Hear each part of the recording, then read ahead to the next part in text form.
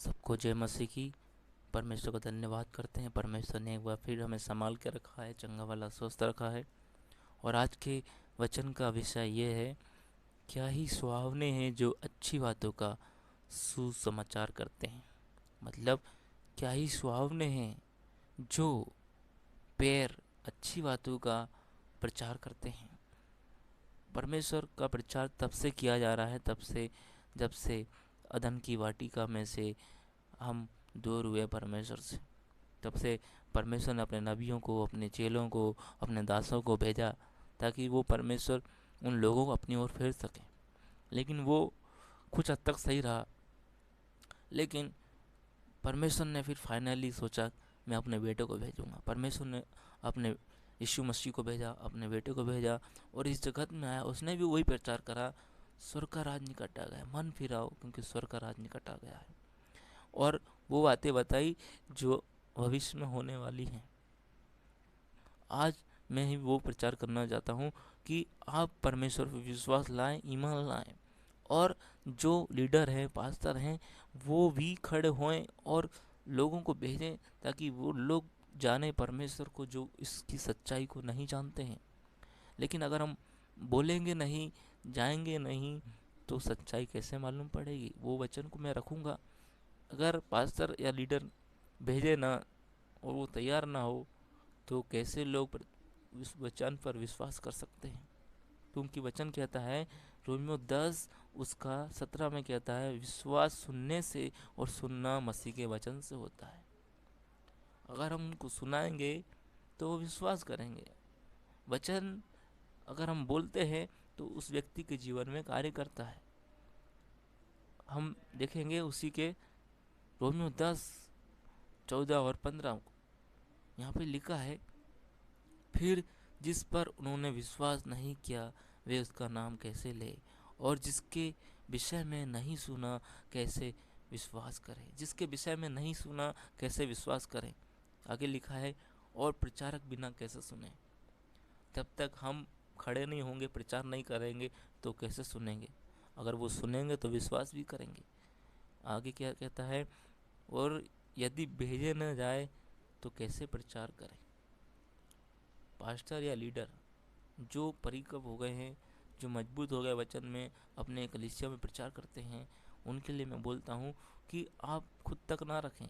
आप जो सीखे हैं वो अपने कलीसिया के लोगों को सिखाएं और उन्हें भेजें कि इस गांव में जाओ, इस शहर में जाओ और जाके प्रचार करो। जब तक आप उन्हें तैयार नहीं करेंगे, उन्हें सिखाएंगे नहीं, उन्हें भेजेंगे नहीं, तो लोग विश्वास कैसे करेंगे। हम इसका उदाहरण देखते हैं, सबसे अच्छा यूना नबी, जिसको परमेश्वर ने भेजा, जाओ नीनवे में प्रचार करो। जैसे ही उसने प्रचार करा कि नीनवे उलट दिया जाएगा, नष्ट हो जाएगा, वैसे ही उन लोगों ने विश्वास करा और उस बातों को गंभीर लिया और पछताव करा। हम देखते हैं जो परमेश्वर उन लोगों को नष्ट करने वाला था, उनके पछताव करने के चलते परमेश्वर का हृदय परिवर्तन हो गया। परमेश्वर किसी का नाश नहीं करना चाहता है, क्योंकि वो भी परमेश्वर के लोग हैं जो परमेश्वर को नहीं जानते। हम भी परमेश्वर के लोग हैं। अब हमारा ये कर्तव्य है कि हमने परमेश्वर को जाना है तो हम दूसरों को भी बताएं परमेश्वर के बारे में। हम खुद तक सीमित ना रखें, क्योंकि परमेश्वर का वचन बांटा जा रहा है और चलता रहेगा। मेरे आपके चुप रहने से वचन का प्रचार कम नहीं हो जाएगा। लेकिन हम मसीह में आए क्यों हैं, हम मसीह में क्यों जाने हैं, मसीह को क्यों हमने ग्रहण करा है। मसीह को इसलिए ग्रहण करा है कि जो मसीह ने हमें जिम्मेदारी सौंपी है वो हम उसको पूरा करें और गांव और गलियों गलियों में जाएं और सर का परमेश्वर का प्रचार करें। वचन भी कहता है मत्ती 28, 18, 19, 20 में, जाओ और जाति जाति के लोगों को चेला बनाओ और उसे मेरे नाम से प्रचार करो और उन्हें बपतिस्मा दो। हम जाएंगे नहीं तो वे सुनेंगे नहीं, और हम जाएंगे और वे सुनेंगे और विश्वास करेंगे, ईमान लाएंगे और उनके बंधन टूटेंगे और वे परमेश्वर पर विश्वास करेंगे। इसलिए हमें परमेश्वर के अनुसार कार्य करना है। परमेश्वर ने हमें तो बचा लिया, लेकिन ऐसे बहुत से लोग हैं जो परमेश्वर को नहीं जानते, इधर उधर भटक रहे हैं। तो आज हमारा कर्तव्य है कि हम खड़े होएं और उन बातों का प्रचार करें जो इस बाइबल में लिखा हुआ है। कई लोग प्रचार करते हैं कि परमेश्वर में आइए, आपको ब्लेसिंग मिलेगी, आशीष मिलेगी। मैं उसके खिलाफ नहीं हूँ। परमेश्वर में आते हैं, ब्लेसिंग मिलती है, बंधन टूटते हैं। खाली आप ऊपर ऊपर का क्यों बोलते हो?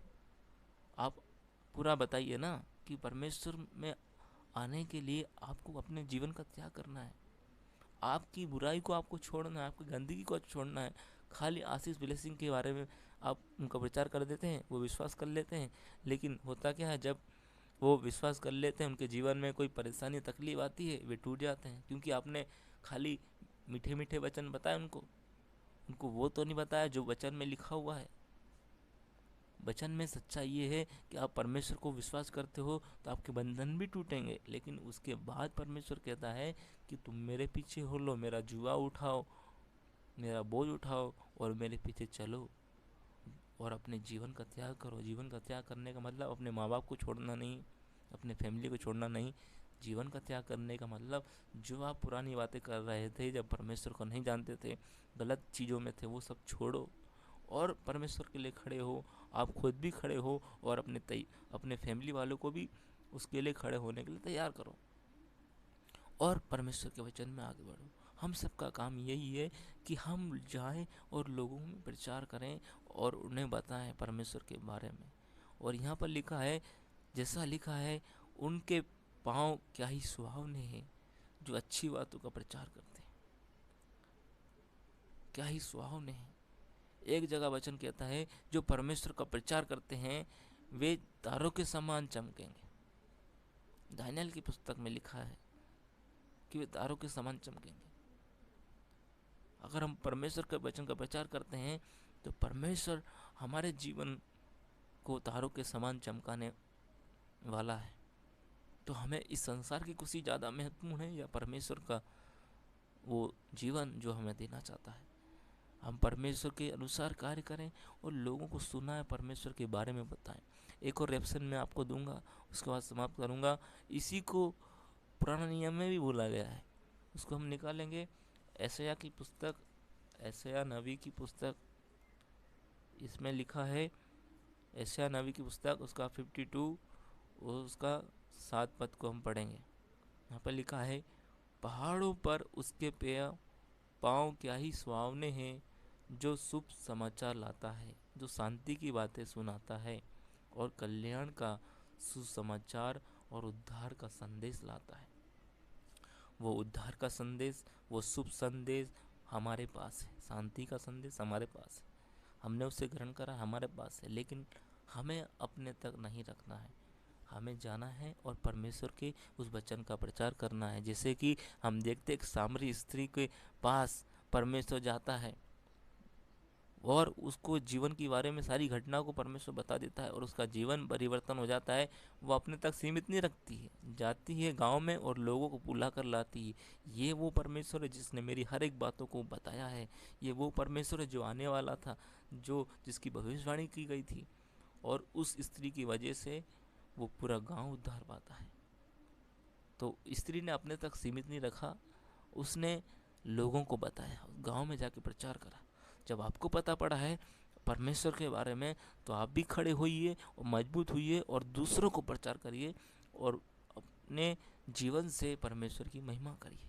हमसे और आपसे परमेश्वर एक ही चाहता है कि हम परमेश्वर के राज की खोज करें और हमें संसार की चिंता करने की कोई भी ज़रूरत नहीं है। मत्ती 6 उसका 33 में कहता है, मेरे राज और धर्म की खोज करो तो तुम्हें वो सारी वस्तु मिल जाएगी। अगर हम परमेश्वर के वचन का पीछा करते हैं, परमेश्वर के कार्य में लगते हैं, तो वो सारी चीज़ें जो आपको चाहिए वो आपका पीछा करेगी। परमेश्वर ऑटोमेटिकली आपको देता जाएगा। लेकिन ज़रूरत हमें है कि हम परमेश्वर के लिए दुख उठाएं और सुसमाचार का प्रचार करें। खाली आशीष ब्लेसिंग तक सीमित ना रहें। परमेश्वर आशीष ब्लेसिंग के खिलाफ नहीं है। परमेश्वर आपको वो सब देगा जो आप चाहते हैं, लेकिन आप वैसा काम करें जैसा परमेश्वर चाहता है, फिर आपको वो मिलेगा जो आपने सोचा भी नहीं होगा। आपकी छोटी सोच है कि आपने मुझे बस इतना ही दे दो परमेश्वर, लेकिन परमेश्वर उससे भी बढ़कर आपके जीवन में करेगा। इसलिए हम परमेश्वर का प्रचार करें। और जो पास्टर लीडर हैं, मैं उससे रिक्वेस्ट करता हूँ कि वो खाली अपने कलीसियाओं के लोगों को ये नहीं सिखाएं संडे आओ, क्रिसमस आओ, गुड फ्राइडे आओ, उन्हें हर एक बातों की गहराई को बताएं और उन्हें तैयार करें, ताकि वे भी लोगों में जाएं और प्रचार करें, उन्हें भेजें, ताकि वे सुन जो परमेश्वर को नहीं जानते वे सुने। अगर हम भेजेंगे तो वे जाएंगे और नहीं भेजेंगे तो नहीं जाएंगे। एक दिन परमेश्वर आपसे और हम सब से लेखा लेगा कि मैंने जो जिम्मेदारी तुमको सौंपी थी उसको ने पूरा किया या नहीं। उस दिन बहुत से आएंगे कि मैंने आपके नाम से दसमान दिया, आपके नाम से चंगा किया। उनसे क्या कहता है, हे कुकर्म करने वाले। इतने अच्छे काम करने वालों को, लोगों को परमेश्वर क्या कहता है, हे कुकर्म करने वाले। तो आपका दसमान, आपका ब्लेसिंग कुछ नहीं रह जाएगा। इसलिए हे कुकर्म करने वाले, मेरे से दूर हो जाओ।